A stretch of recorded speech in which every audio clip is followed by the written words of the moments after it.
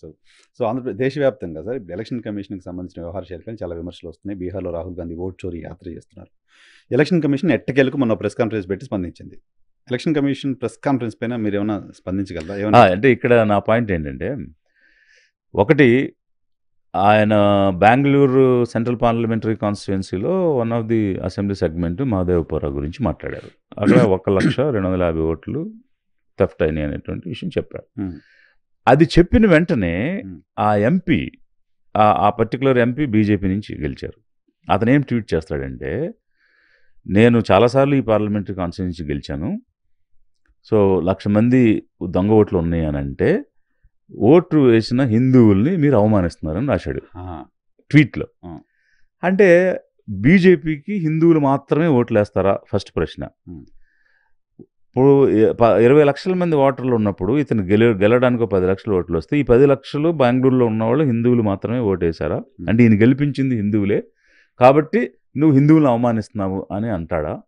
మరి రాహుల్ గాంధీ ఎక్కడ కూడా తన దీనిలో హిందూ, ముస్లిం, క్రిస్టియన్ అనే పదాలు ఎక్కడ వాడలేదు. మరి అన్ని లక్షల మంది ఓట్లు వేసి మిమ్మల్ని ఎంపీగా అన్నిసార్లు గెలిపిస్తే నువ్వు హిందువులను అవమానిస్తున్నాను రాహుల్ గాంధీ మీద ఎలా ట్వీట్ చేస్తావు? అంటే ఇంత దారుణమైనటువంటి డివిజివ్ పాలిటిక్సా? అంటే ప్రతి విషయానికి మతాన్ని ఎందుకు తీసుకొస్తారు? ఇప్పుడు లౌకిక రాజ్యం మంది, మత ప్రమేయం లేని రాజ్యం మంది. అలాంటిది ఈ జనరల్ డిస్కషన్లో కూడా why you want to name Hindus అంటే హిందువులు మాత్రమే ఓటర్స్, హిందువులు మాత్రమే ఈ సమాజంలో ఫండమెంటల్ రైట్స్ కలిగిన వాళ్ళు, ఓటు రైట్స్ కలిగిన వాళ్ళు మాత్రమే ఓట్లు వేస్తారు, మిగిలిన వాళ్ళు ఎవరు కాదా? ఎందుకు ఈ మతం అనేది మొదటి ప్రశ్న. ఇక రెండోది ఏంటంటే, ఎలక్షన్ కమిషన్ ఏం చెప్తుందంటే, మీరు ఇలాగా ఓటర్ లిస్టుల గురించి, ఓటు థెఫ్ట్ గురించి మాట్లాడి పేదలను అవమానిస్తున్నారని చెప్పారు వాళ్ళు.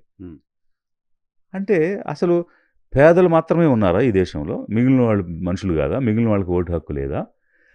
పైగా నువ్వు ఒక ఎలక్షన్ కమిషన్ అంటే నువ్వు ఒక అంపైర్, అంటే న్యూట్రాలిటీ మెయింటైన్ చేయాల్సిన, అన్బయాస్డ్గా ఉండాలి, ఇండిపెండెన్స్ ఉంది నీకు, అటానమీ ఉంది నీకు, 324 ఆర్టికల్లో నీకు ఇన్ని రకాలైనటువంటి పవర్స్ ఇచ్చింది. Superintendent, control, conduction, direction of elections అనేటువంటి పదాలన్నీ ఉన్నాయి.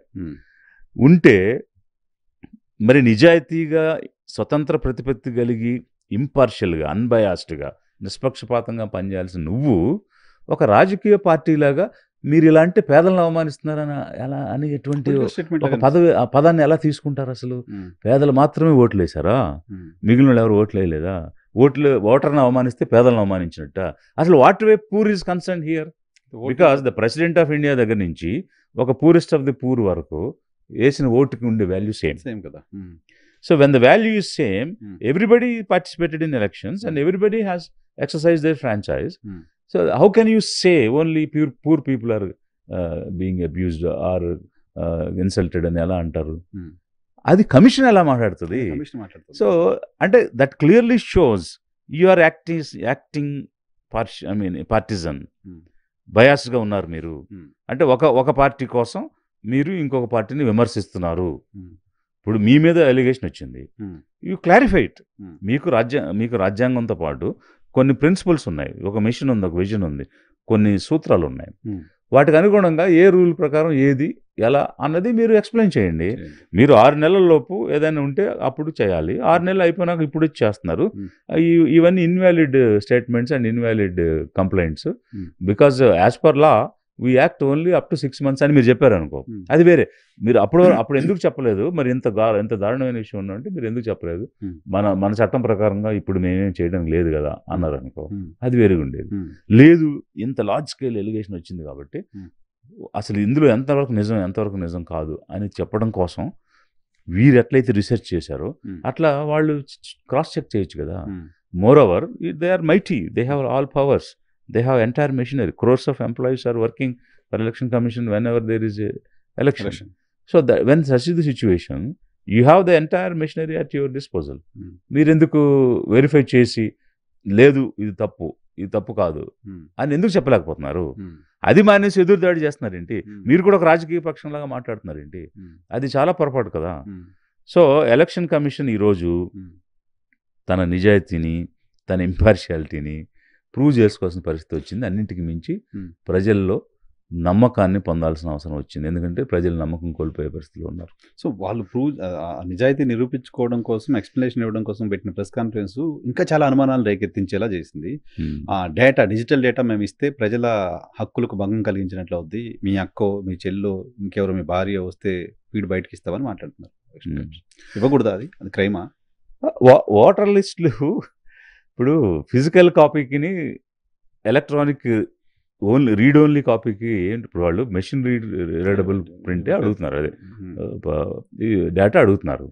సో మామూలుగా ఆల్ రికగ్నైజ్డ్ పొలిటికల్ పార్టీస్కి free supply of voter list అనేది ఉంది. సో ఓన్లీ ఇప్పుడు మాది రిజిస్టర్డ్ పార్టీ, ఇంకొకటి INC Indian National Congress recognised party. Recognised పార్టీకి దీనికి ఉండే ఫెసిలిటీస్ ఏంటి? You will get a symbol which is reserved for you. Next you will get voter list free of cost. So ఇప్పుడు 20 లక్షల parliament అంటే ఎన్ని పేజీలు వస్తాయి? అది ఫ్రీగా ఇస్తుంది government, because you are recognised party. అదే అదర్ పార్టీస్ అయితే కొనుక్కోవాలి. అది అలా ఇచ్చిన దానిలో ఇంకా దాపరికం ఏముంది? You are only supplying, you are publishing everywhere. అసలు వాటర్ లిస్ట్లో సీక్రెట్ ఏముంది? వాటర్ లిస్ట్ని బయటకు చెప్పడం వల్ల అక్కడ హక్కులు హరించడం ఎక్కడ జరుగుద్ది? It is suppose to be public document కదా, అందరి చేతుల్లో ఉండేదే కదా. ప్రతి ఎలక్షన్లో ఏజెంట్స్ దగ్గర ఉంటాయి, బయట కూర్చొని స్లిప్లు ఇచ్చే వాళ్ళ దగ్గర ఉంటాయి, అన్ని చోట్ల ఉంటాయి కదా. అది చాలా హాస్యాస్పదంగా ఉంది. నెక్స్ట్ పాయింట్ ఈ వీడియోగ్రఫీ. ఇప్పుడు వీడియోగ్రఫీ చేసి దాన్ని కాల్ చేసామంటే అసలు మీకు ఎలక్షన్ టైంలో వీడియోగ్రాఫర్స్ దొరకటం చాలా కష్టం.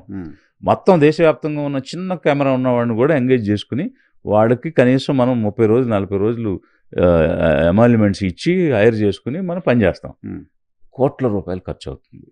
కోట్ల రూపాయలు ఖర్చు పెట్టి వీడియోగ్రఫీ తీసింది కాల్చడానికా? పర్పస్ ఏంటి? అదే కదా. ట్రాన్స్పరెన్సీ, పారదర్శకంగా జరిగినాయి అని ప్రజలకు చూపించి వాళ్ళ నమ్మకం పొందడానికి కదా. ఆ పని చేయకుండా కాల్ చేసామని అని చెప్పడం, ఇవన్నీ మీరు అన్నట్టు అనుమానాలకి పెంచడం కాకటం అంతేకాకుండా వీళ్ళు ఒక పార్టీ వైపు ఉన్నారు అని ఎస్టాబ్లిష్ అవ్వడానికి ఎక్కువ ఆస్కారం కనిపిస్తుంది. అంటే ఒకరి వైపు ఇదంతా ఒక ఎత్త. ఇంకొక దారుణమైన పరిస్థితి ఏంటంటే కాంగ్రెస్ ఇలా తప్పులు చేసిందని చెప్పింది, టీఎంసీ తప్పులు చేసిందని చెప్తుంది, డిఎంకే తప్పులు చేసిందని చెప్తుంది, సమాజ్వాదీ పార్టీ చెప్తుంది. ఇలా అన్ని పార్టీలు ఎలక్షన్ కమిషన్ తప్పు చేసింది, ఓటర్ లిస్టులో తప్పులు ఉన్నాయి కాబట్టి ఈ ఎన్నికలు సజావుగా జరగలేదు, ఫ్రీనెస్ లేదు, ఫెయిర్నెస్ లేదు, రీకండక్ట్ చేయాలనేటువంటి వాదన ఒకటి వస్తున్న సమయంలో బీజేపీ చెప్తుంది సమ్ ప్రసాద్ ఏదో నేమ్, అది కాదు వేరే, ఆయన పేరు సడన్గా ఇప్పుడు గుర్తులేదు. అతను ఏం చెప్పాడు తెలుసా? రాయ్బెరీలో, వయనాడులో డిఎంకే స్టాలిన్ దగ్గర, అఖిలేష్ యాదవ్ గెలిచిన దగ్గర ఓటర్ లిస్టులు అన్ని తప్పులు ఉన్నాయి, ఆ ఓటర్ లిస్టులో అన్ని పేర్లు తప్పులు ఉన్నాయి, దొంగ ఓట్లు వేసుకుని గెలిచారు వీళ్ళు, కాబట్టి రాయ్బెరేలీ, వేనాడు ఈ ఎలక్షన్స్ అన్నీ కూడా రాంగ్, డిఎంకే అఖిలేష్ గెలిచినవి అన్నీ కూడా అని బీజేపీ కూడా చెప్పింది. ఇక్కడ ప్రజలు అర్థం చేసుకోవాల్సింది ఏంటంటే ఎలక్షన్ కమిషన్ మీద కాంగ్రెస్కి నమ్మకం లేదు, టీఎంసీకి లేదు, సమాజ్వాదీ పార్టీకి లేదు, డిఎంకే కమిషన్ మీద నమ్మకం లేదు. ఎవరి పక్షాన్ని నిలబడి ఈ అనుమానాలన్నిటికీ తావిచ్చిన ఎలక్షన్ కమిషన్ ఇచ్చిన దారైతే ఉందో ఆ పక్షమైన బీజేపీ కూడా నమ్మకం లేదు. అంతే కదా. దీన్ని చూశాను. బీజేపీ సోషల్ మీడియా విస్తృతంగా ప్రచారం చేస్తుంది, అమేథీలో 2 ఓట్లు 3 ఓట్లు 0 ఇంటి నెంబర్ పైన ఓట్లు చాలా ఉన్నాయని.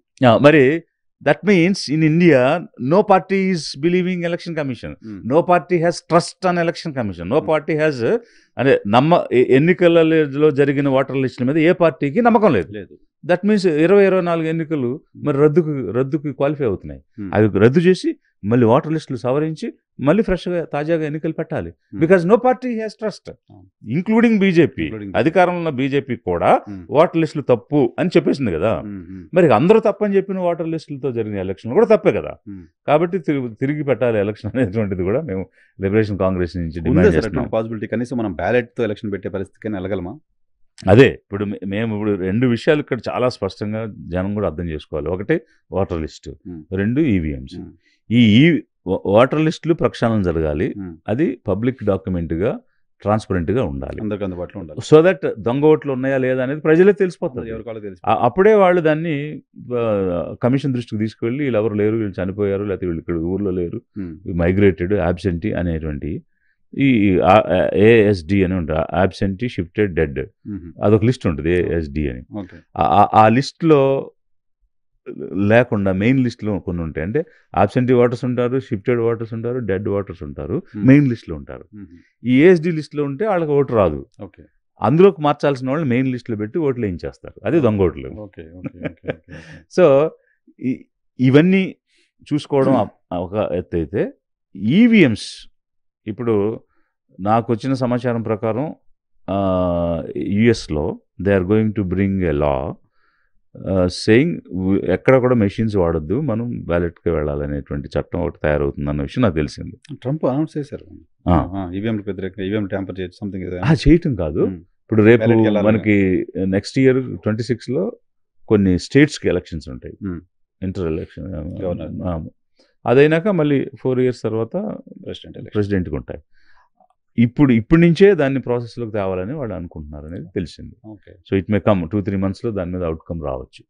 అట్లా ఇప్పుడు మోస్ట్ అడ్వాన్స్డ్ కంట్రీ లేకపోతే ద బిగ్గెస్ట్ కంట్రీ అని మనం అనుకుంటున్నప్పుడు మరి వాళ్ళే అలా వెళ్తుంటే మనం ఎందుకు పెద్ద ప్రజాస్వామ్యంగా ఉండి మెషిన్స్ మీద ఆధారపడుతున్నాం? బ్యాలెట్ పేపర్కే వెళ్ళాలి. బ్యాలెట్ ద్వారా జరిగితేనే ఎన్నికలు పారదర్శకంగా ఉంటాయి. అన్నింటికి మించి ఓటర్కి సాటిస్ఫాక్షన్ ఉంటుంది. నేను ఓటు ఎవరికి వేశాను అన్నది సాటిస్ఫై అవుతాడు. That's enough. డెమోక్రసీలో కావాల్సింది అదే కదా. గెలుపు ఓటములు అనేది దాంతో కాదు కదా. నేను అనుకున్న వ్యక్తికి ఓటేసాను లేదా అన్నదే కదా కావాలి. అవి జరగకపోతే రాబోయే రోజుల్లో ఇక ఫార్స్ అయిపోతాయి.